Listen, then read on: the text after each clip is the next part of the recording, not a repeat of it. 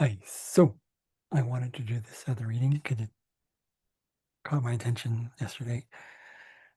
And apparently, if you guys know Ann Tucker, she's a channeler, um, channels angels, and then she's been recently, for the past few months, been channeling the Mother of Creation.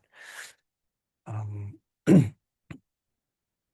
Very interesting readings. You can feel her, very different. But the one that caught my attention was yesterday that actually starts today. Well, by the time you get this, probably past the same, but still, it's today's like the day for that, I suppose. You can say March 21st, 2026, the Saturday. And I was curious about the astrology of this whole thing, that apparently we are being introduced to more, what's the word I'm looking for? Cohesiveness, so that it comes and goes. It's different for every person, of course, which is telepathy. So I wanted to look into the astrology behind this and see what's going on. So I did. Well,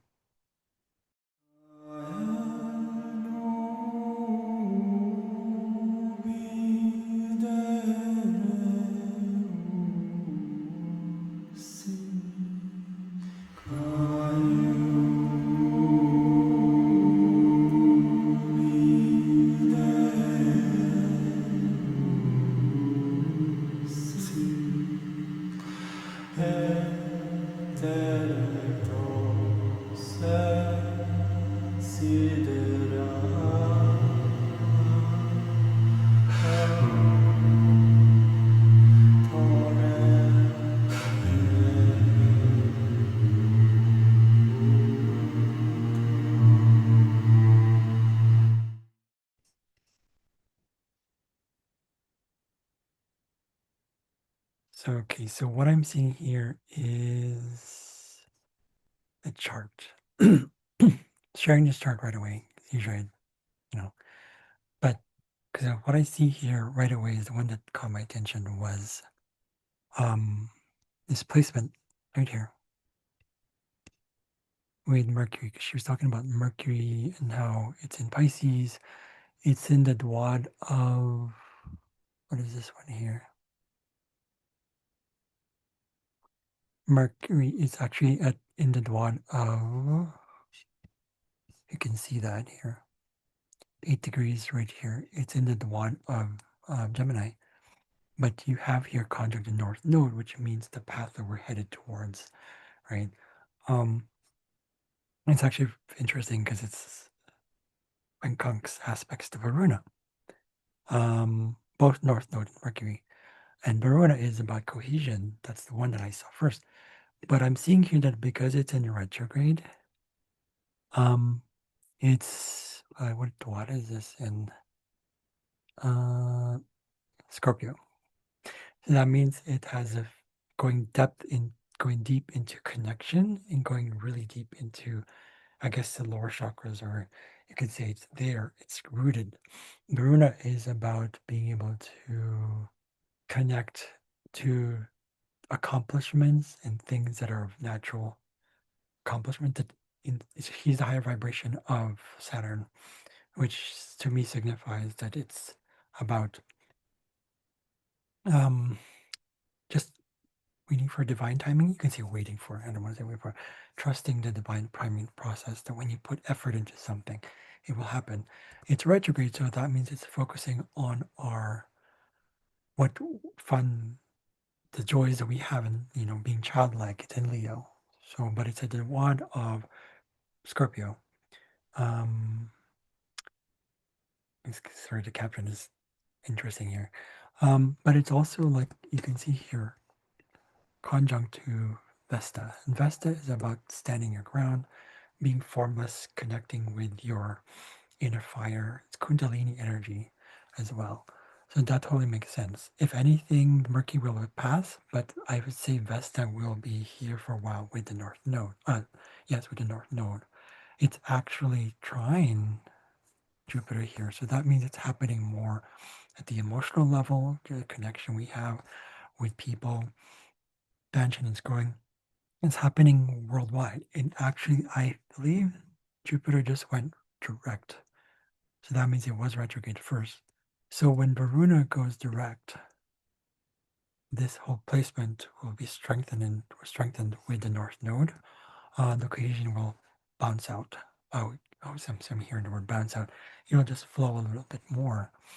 Um, but when you also have Ptah here, Ptah is source energy, kind of related to your natural abilities. But he's also tied to, when I was looking into the research I've done with the asteroids and dwarf planets and centaurs and what have you, um, I noticed that several of them, Varuna's, I'm not sure about Varuna, or is it, who did I question here? Let's see here. Yeah, Varuna's, I'm not sure about that, but when Ann Tucker talked about um, the cohesion or something like that, a connection, when Isla came through in the Mother of Creation, she was talking about how there was like that connection, right? So I was thinking like Varuna right away. I was like, oh, that's interesting because it's dwarf planets, and to be in dwarf planets tend to represent a higher level of consciousness for humanity, how where we're going. There's also Lempo, which is based on um, a Finnish mythology. Who's a god of community, connecting with people, like no matter what happens, you're always there.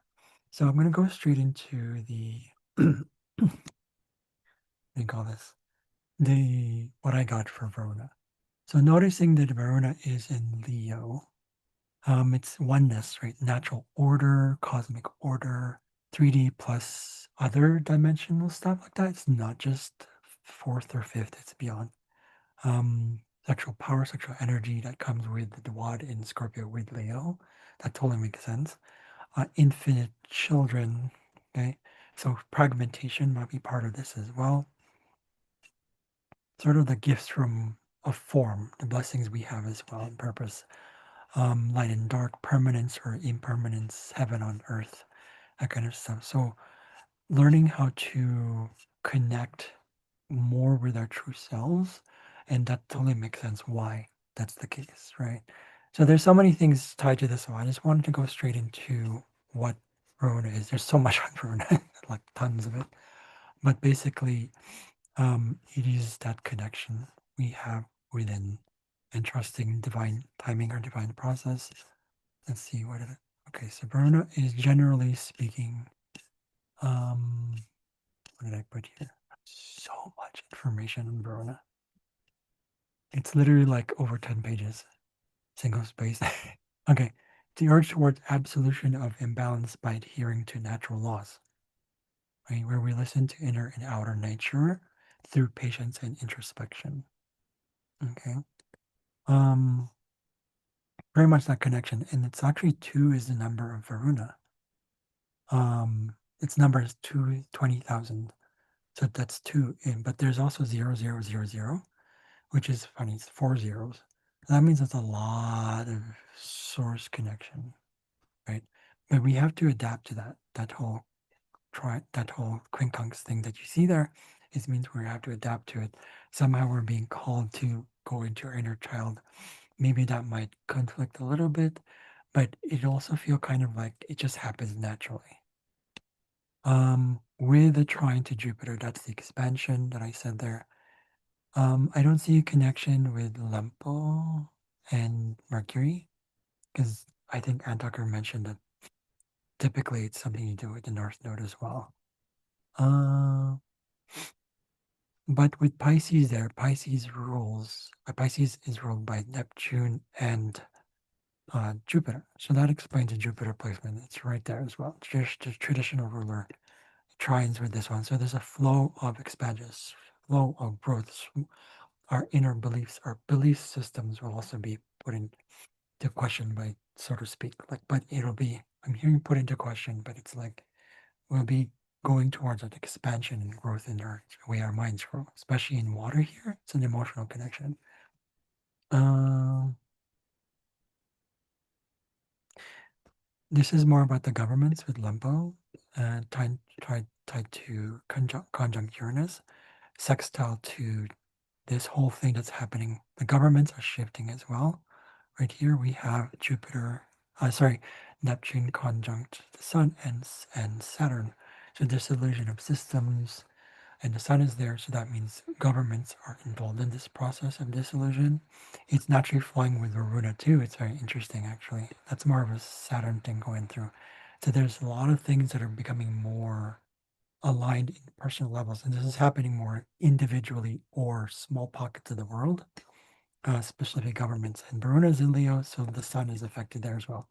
So that means that new things are happening with systems as well. Let's see here. But it's square to Ptah, which is, I would say in this case, it was a little bit about telepathy as well. So Ptah is just, Ptah came before Ra Shalom, Ra and all that stuff. Ptah was the original god. Many people don't realize this, but Ptah is the original in mythology, in Egyptian mythology. Ptah is pretty much that. It's like what I call the from to and back to eternity, right? He's tied to many things like that. So he's urged to, what did I put here? The telepathic abilities are tied to, what is this one? To something to do with their skin as well, or something about the body as well. So there's something, that's the depth behind it. So what I wrote here is urge to live and live again, where we learn inner sustainability. Because Ptah has been kind of tossed around and forgotten, but he's still here, kind of thing. That's what Ptah represents. There is sort of like conflicts with systems right here, but it's it just means that there's a total restructuring happening. That totally makes sense, right? But it's flowing with Cassandra. Cassandra was the in mythology. She was the one who. Oh, look at the arrow. She was the one who was. Was it Athena or was it? I forgot what the goddess is. They punished her for because she was. Um, what do you call this? She was misjudged or accused of harlotry by, I think one of the goddesses. I think it's Athena because she was, or was it Aphrodite? Yeah, I think it was Aphrodite. And she was cursed to not be believed by people, but she has prophetic abilities. So that ties in with the South Node. It's actually Cassandra right here is sextile to the North Node and trine to the South Node. So to me, that means that there's a flow with the past and analyzing things, looking at the little things and developing specific skills, but also when we put effort into it, actually flow with this whole thing. I wanted to go further into the abilities that people might have about this whole thing, because this is a chart specifically for this event, the telepathy. But before I go into that, we also have Heimdall square. Heimdall is actually sextile to Venus right here, which actually Venus is conjunct to Chiron. That's very interesting. Um, so that means that people are, whatever pains we go through, whatever, what do you call that? Whatever we're going through, I think it's the pains that we're going through, the suffering that we're going through, that's allowing us to surrender more and more and more and more and more and more, especially with Pluto here, um, doing this for humanity, so to speak. Like, it's not doing it, but we are learning this one. It's represented in the charts, as you know this, right? So Pluto is really like getting things apart and throwing out the waste and getting rid of toxins. So we're changing not only energetic level, but also physically. Specifically, first through computers, electronics, and all that stuff, electricity, unknown things, things that are unpredictable, unexplainable conditions as well. Lempo is actually trying here to Uranus right here. And then what else did I see here? But because Heimdall is square the moon, which will just be for a while, that explains the whole.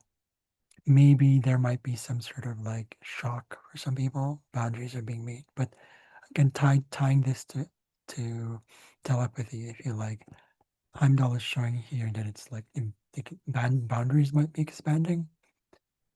I don't see that as expansion here, but it is tied to magnetism when we're learning to that. That's, moon is tied to magnetism.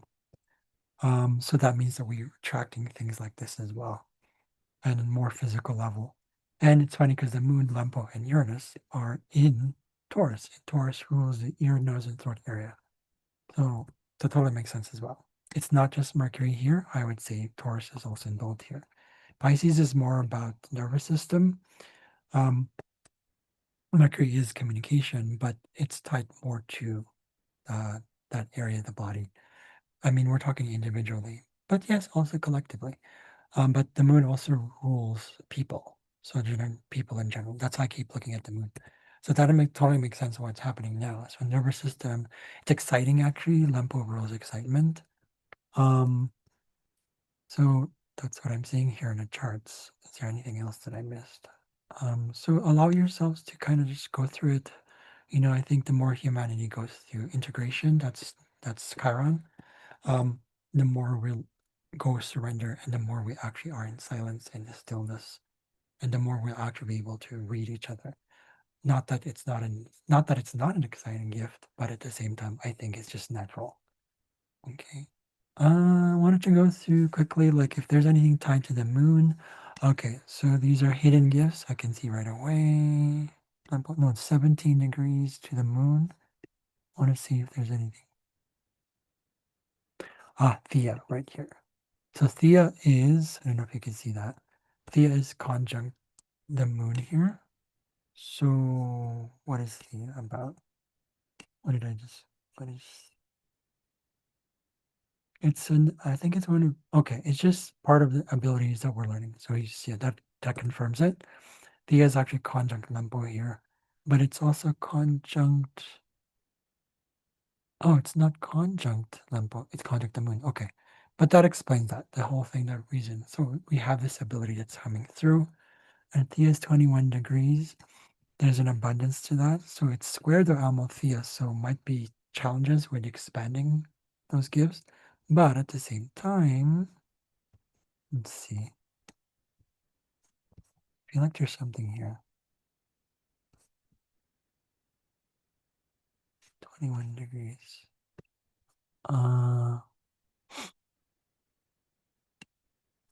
Yeah, Thea is conjunct Koronis. That means it's also conjunct Lempo here. I don't know if you can see that right here. So Koronis is hidden gifts, things that we probably have forgotten about.